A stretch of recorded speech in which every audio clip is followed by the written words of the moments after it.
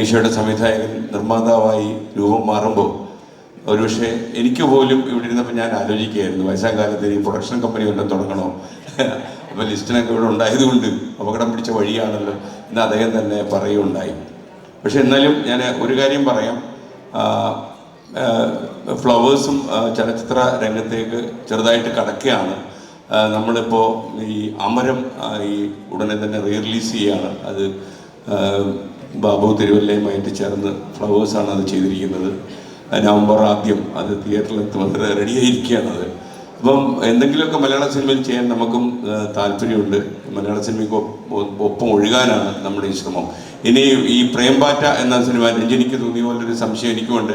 ഈ പൂമ്പാറ്റയുടെ ചേട്ടനാണോ പ്രേംപാറ്റ എന്നെനിക്ക് ആദ്യം തന്നെ ഡൗട്ട് തോന്നിയത്. എന്തായാലും നിജീഷ് കുമാർ എഴുതുന്ന കഥയായതുകൊണ്ട് അതിനെന്തെങ്കിലും ഒരു പ്രത്യേകത ഉണ്ടാകും എന്ന് ഞാൻ മനസ്സിലാക്കുന്നു.